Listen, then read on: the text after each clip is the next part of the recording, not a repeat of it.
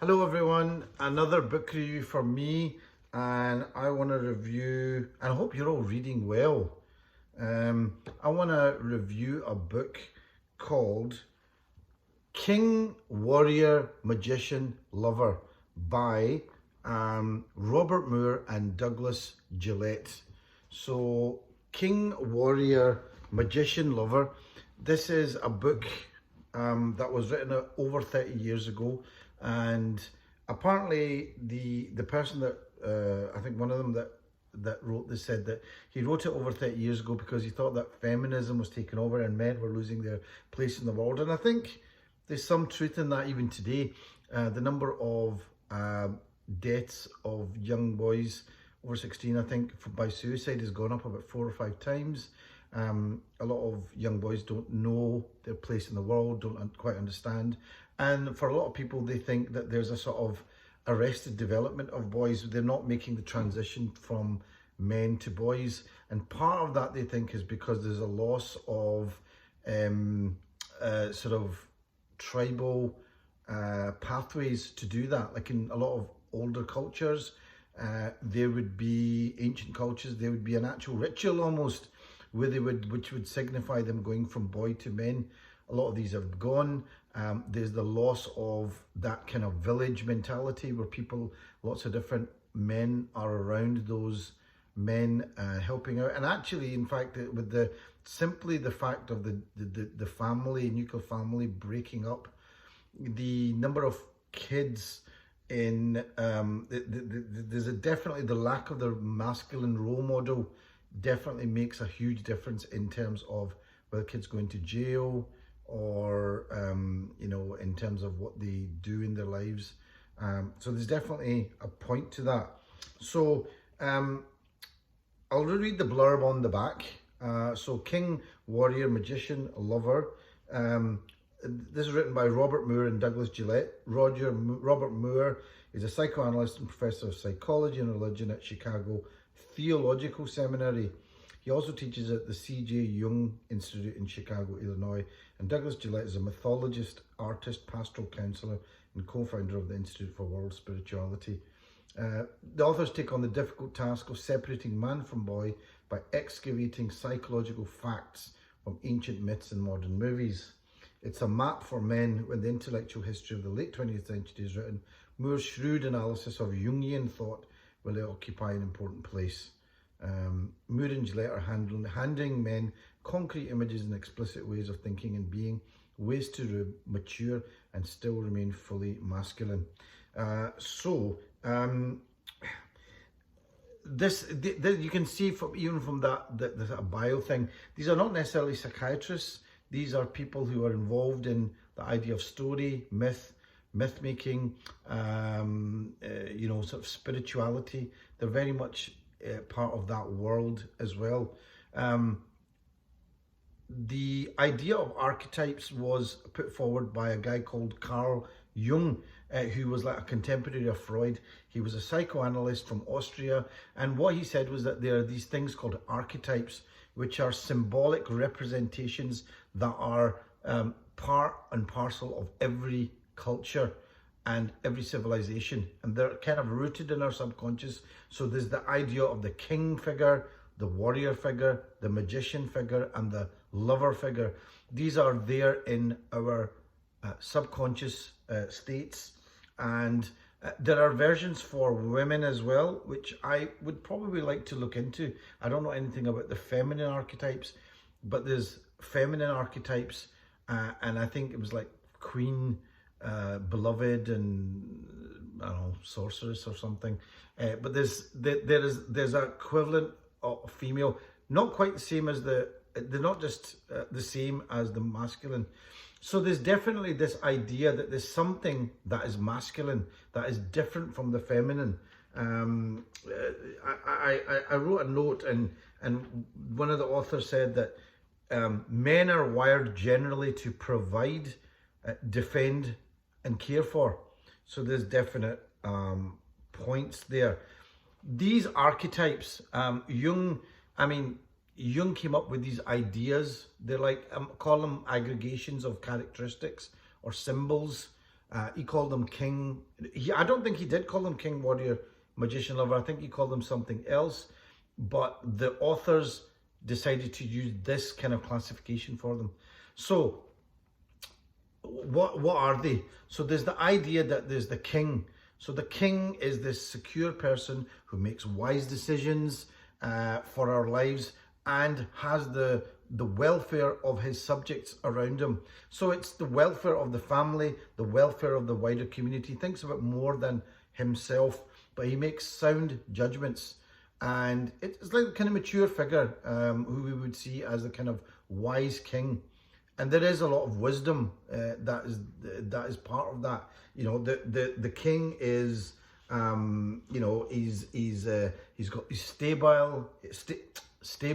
He's sensible. He wants to lead to help others. He's nurturing. He's calm and decisive.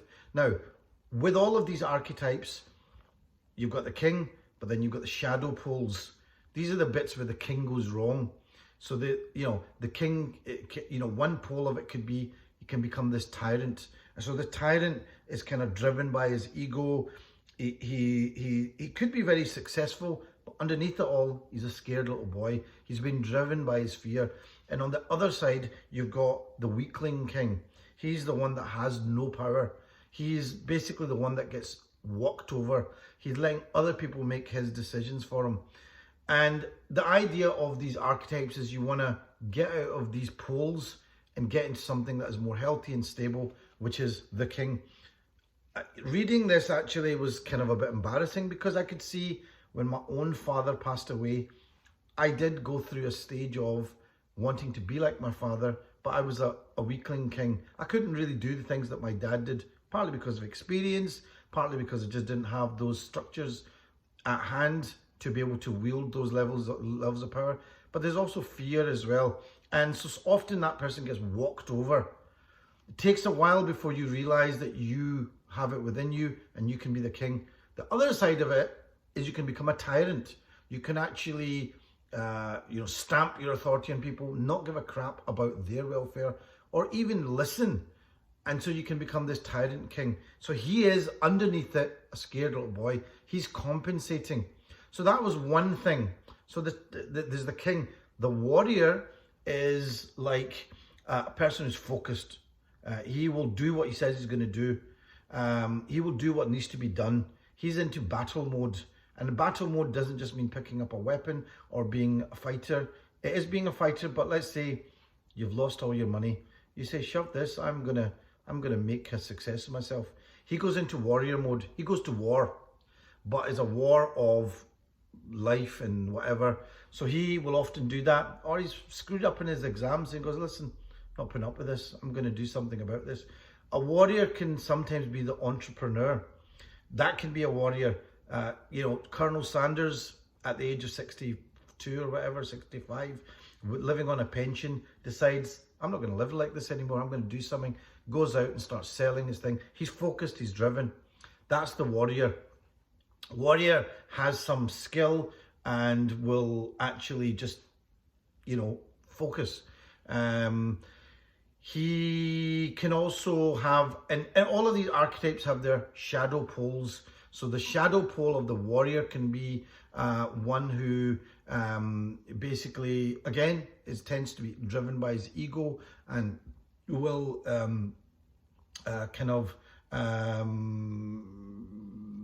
trample over other people. Again, I think I had written something. Yeah, so he can become sadistic. He can actually become sadistic. He can become detached from his own emotions. So you've got your Darth Vader types, people like that. But the other pole of the shadow of the warrior can be that becomes like a nobody. He can be a pushover. He can let people just kick him around. Again, a bit like the shadow of the king, which is the weakling. There's a good movie called Nobody. You might have seen it. It's a good movie. And this guy kind of becomes the shadow warrior. He doesn't want to fight anymore. And he gets pushed around by everybody. And finally he blows up and says, oh, to hell with this. And destroys everybody. And he's kind of like the guy who's almost gone into a shadow warrior state. Then there's the person called the magician. Magician is very interesting. He's somebody who is able to, with knowledge, build up knowledge and manipulate the world around him. He's like, could be your professionals, could be your psychologist, could be a doctor, could be somebody who's spent a lot of time. It could be, in the archetypal realm, it would be like the magician. He uses the natural world and does something. He's got the knowledge and understanding to have a tree cut down, turn it into a boat. He's got the knowledge to take base metals, turn them into gold. So the magician has knowledge, and he uses it for a wise thing. Often he's shown as being old because it takes a while to gain knowledge and gain that experience. So he's often shown as being this kind of wise wizard. Again, the shadow side of the thing is the magician who's driven by his ego. So he becomes like the politician who knows how to whip people up and uses that knowledge and extra knowledge and whips people up to do basically bad stuff and rule them by fear. And then there's the shadow, the other magician who basically, what does he do now? The shadow magician, actually I'm not sure what the shadow magician does, but he, I suppose, would, I don't know, maybe he doesn't have enough information and needs to work on that. But he's driven, usually they're scared. So the shadow magician would be scared to maybe put stuff into action and believe in himself. Maybe that's what happens. Anyway, the other archetype is the lover. The lover is the one who's basically in tune with his senses. He likes good food, taste, smell. It's not just about being a lover, but it's about the natural world. He can write. He might be a successful artist. He's in tune with that side of himself where he appreciates these more sensual things. Downside of it is the shadow of the lover is that he becomes this addict. He's so enamored by that hit, by that sense, that he actually becomes an addict. He lives for the next hit. He wants to get that next dopamine surge, the next affair, the next bit of sex, the next good food, the next shot of something. Literally, it's living for that next sensual surge. So it's not a good thing. He's been conquered now. He's being run by his sensual desires. The other one is the person who's cut off from his emotions. He doesn't understand his emotions. He needs to build that up. He's like literally just think life's a slog. He hates it. It's a bit of a drag. He's not in tune with his passions. He can't even recognize his emotions. He doesn't know when he's feeling good, or he doesn't recognize it. That's the difference. That person would be called the I can't remember what he's called actually, but you can see the point. The king, warrior, magician, lover, you get these archetypes. They each have their own shadows, and you can veer off into one or the other. So the idea is to keep a healthy balance. With the king, it's about being sensible, but realizing that it's not about the position. It's not anything to do with you. It's the position you're in, and respecting that you're in that position because you've got a responsibility. So I guess it's about realizing that you have responsibilities. That's a big part of it. The warrior, it's about being focused, but the battle is it's not for you. You're into battle for others. So there's an altruistic side of the warrior, but there's also the fight. You're not afraid to fight, and you're going to be focused. I keep saying that word, focused, with the warrior. Very important. The magician, he has this sense, he's basically conquered the world around him, the natural world, and he's got specific knowledge. So it might be a professional who's a certain knowledge. It could even be a good cook who knows how to take ingredients and put them together and create this great meal. But he's doing it, again, there's an altruistic sense, for the good of others. That's a big theme that I think keeps coming through. It's about doing it for the good of others. The lover, again, I suppose it's about recognizing your emotions, realizing that you have emotions, but not being ruled by those emotions. And that's a big part of it. Again, That's a healthy side of it, and recognize, and not completely detaching yourself from your emotions.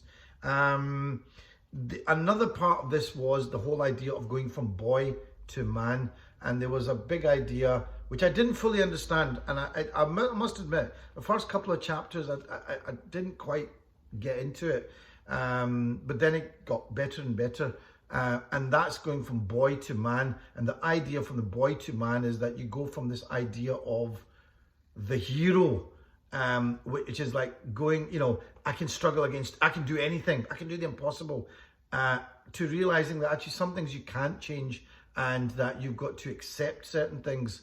And so it's like the hero, which I found strange, because I thought the hero was a good thing, but the hero is like the Tom Cruise character in Top Gun, Maverick.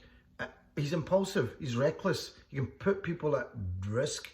Actually, the more mature guy was Iceman in that movie, which I always thought he was the baddie or something, but he's not. Maybe I saw it at that time as a younger person and related more to Maverick. But the Iceman actually later on does become the Admiral. He becomes more aware of the welfare of others. He doesn't put other people at risk. He has skills, but he realizes he can't do everything necessarily. Sometimes it's the time to put down your heroic bits and act with a different archetype, maybe like a king, and make wise decisions. So there's something about the change from boy to man is about acceptance and taking your place in society, I guess. That I need to look at a bit more. There'll be others that will probably read this book and will get a lot out of it, different from what I did necessarily. It is a contemplative book. It is something that when you read it, you think, what am I? Am I like what do I need to... We've all got these archetypes within us, all men, but do we need to manifest more of it? Do we need to manifest more of the king? Do we need to manifest more of the warrior? Do we need to manifest more of the magician or the lover? And the warrior, like I said, it's about taking on the fight. It might not, and in all cultures and civilizations, the uniform of the warrior might be different, and the stage at which we have to manifest more of the warrior might be different as well. Maybe when you're younger, you have to be more of the warrior because you're getting through stages in your life, school, university, exams, blah, blah, blah. Making a name for yourself in the neighborhood, protecting yourself. But there's a time when you have to become a king and become more, think of the welfare of other people about you, because you're in a status now. You've got that. The magician, again, being healthy and thinking about the knowledge you have and using it appropriately. Again, I think for other people. And the lover is very much in touch with your emotions and your senses. I wonder whether there's more of the lover in females. Maybe that's something that they are just naturally more gifted at developing.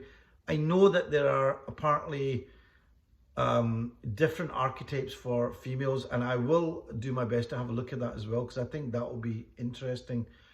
Maybe I will finally get to understand women if I read that book anyway. And probably there's a part of me that needs to just get the hell out of books and get into the real world as well. Anyway, this is King, Warrior, Magician, Lover by Robert Moore, Douglas Gillette. It is rediscovering the archetypes of the mature masculine. And these can veer off into different immature ideas, which I did read something where somebody said that for every archetype, there's one that's driven by ego and there's one that's driven by fear. And those seem to be the two poles.